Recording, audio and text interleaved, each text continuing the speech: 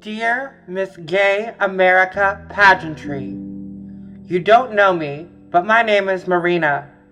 I am a trans woman from North Carolina, and I'm writing you today because every year you search for the brightest stars in the art form of female impersonation to be a symbol of excellence that personifies the excellence that is Miss Gay America Pageantry. Well, Miss Gay America Pageantry, you are in luck because I just might know someone who fits the bill. I'm sure you're probably wondering, who is this crazy lady and what makes her think she's qualified to have an opinion on who our next symbol of excellence is? Well, I will tell you. To do so, I will need to tell you a bit more about who I am and why I believe that I am qualified to have an opinion on the matter in the first place. And to do that, we will have to go back to the very beginning of my story. As I mentioned in my introduction, my name is Marina and I am a trans woman from North Carolina. I was born with a few complications, my gender sadly being one of the few of those issues.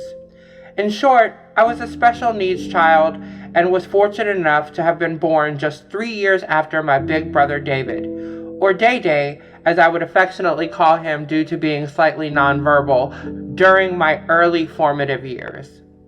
It would take quite some time for me to develop certain skills as a child, like walking or talking, and would eventually evolve into me having major invasive surgeries at Duke Hospital when I was just 7 years old. Through all of this trauma, I had one of the greatest gifts this difficult life has ever given to me. I was gifted with a best friend, mentor, and a translator of a world I sometimes still struggle to understand as an autistic person to this very day. This gift came in the form of my big brother, Day Day. One of my earliest memories of David is when I was 3. David was 6 and a kindergartner at that time, and he would leave every morning to ride the bus for school, and I would sit at the window and cry when he left until I fell asleep at that same spot until he came back home. One day, when he arrived, he surprised me with a gift. Our favorite TV show at that time was Linda Carter's Wonder Woman, and we used to pretend that he was Wonder Woman and that I was Wonder Girl. My big brother had crafted both of us our very own matching Wonder tiaras and bracelets out of construction paper and glitter. Years would go by, and David would continue to not only be my best friend, but my only friend. He would also become a guardian or protector of sorts. After all my surgeries and therapies, I began to enjoy normal kid activities like bike riding with my big brother. One of our favorite places to ride our bikes to was a place called Cascade Park. We loved it because it was a beautiful journey along a creek and a rolling brook that went directly from the back of our house that led to the park. The special path opened to a secluded area of honeysuckle bushes, tucked away in a small corner at the edge of Cascade Park. One day, a group of older boys snuck up on us in our secret honeysuckle bush hideout at the edge of the park.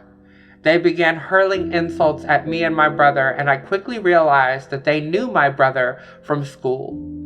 Before I knew it, I felt my brother's hand snatch me up by my collar and run with me under his arm as the big boys on the bikes chased after us while continuing to yell threats and obscenities at us. He ran with me past the bubbling brook and down the creek while the bullies were hot on our trail. Except instead of heading through the small path that led to our backyard, my brother made a left-hand turn which brought us directly to a giant briar patch. The bullies were virtually at our heels at this point. My brother grabbed me and told me to trust him and instructed me to just hold his hand tightly as he dove headfirst into the thicket of thorns and branches. My brother forged a path in front of me the entire way through the briar patch, suffering every scrape and scratch so I didn't have to. We eventually lost our pursuers, and thanks to my brother, we made it home safely. However, David was covered in scrapes and scratches, but he didn't cry once as he tended to my wounds.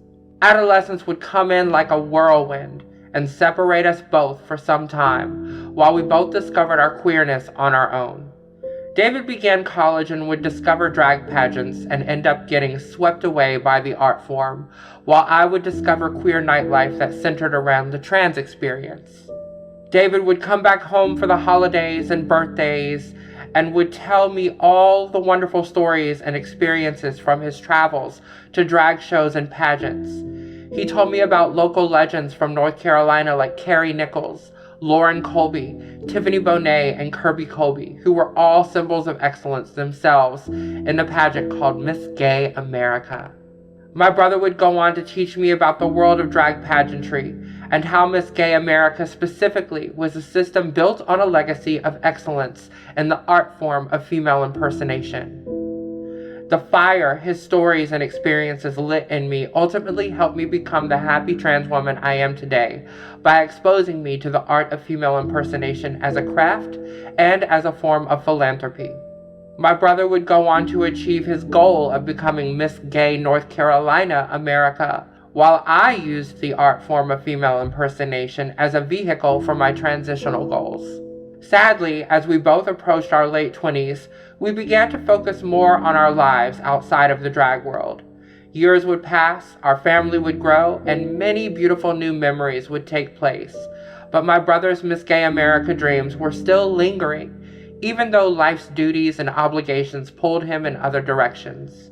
When the pandemic happened, a combination of my personal mental health struggles in conjunction with the loss of our mother significantly impacted my life. I became virtually agoraphobic and found leaving my house to be virtually impossible. It would be my big brother who got me to leave the safety and comfort of my 2-bedroom apartment in Winston-Salem to do what I thought at the time was impossible. My brother would go on to put together a pageant package for me and himself for the Miss Carolinas Continental and Continental Plus pageants. This would go on to be one of the scariest but most rewarding experiences I would have in my adult life, as we would both go on to qualify for nationals. As we prepared for nationals, my brother helped me every step of the way. He talked me through the fear and anxiety of leaving my home for the first time in 4 years and traveling to Chicago, as well as my fear of being in the same room as trans women that quite literally inspired my transition. David walked me through the debilitating anxiety I had around being starstruck in the presence of amazing trans idols of mine like Mimi Marks, Cezanne, Dana Douglas, Maya Douglas, and Monica Monroe. I had never been more terrified in my life and barely left the small corner I sat in the entire time I was at the legendary Riviera Theater. I was starstruck and paralyzed as I watched trans icons and titans from all the videos and DVDs I had memorized right in front of me. They were laughing and mingling and just celebrating one another. It was my brother who gifted me the gown that would go on to create the most cherished memory to date of me as an autistic trans woman, modeling an amazing gown on that legendary stage in front of all my transgender inspirations and idols. It was at this moment that I realized the entire Continental journey wasn't so much about him competing as it was about helping me come back out of my shell and fall in love with drag pageantry again.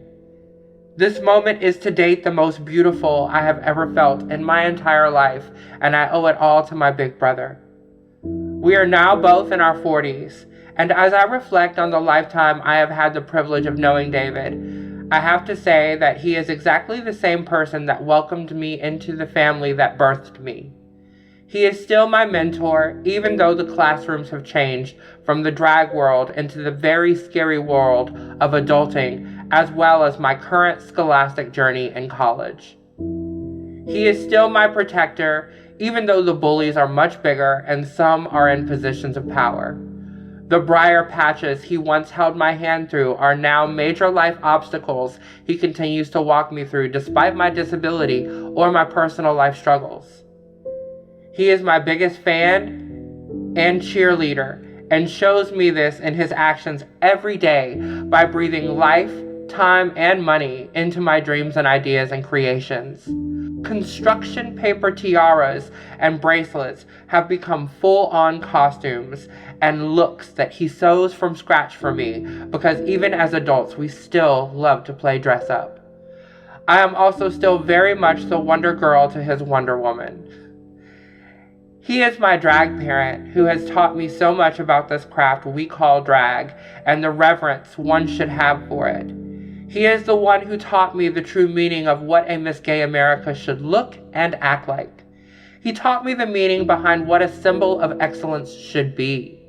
He taught me that a symbol of excellence should be equal parts fabulous and philanthropic.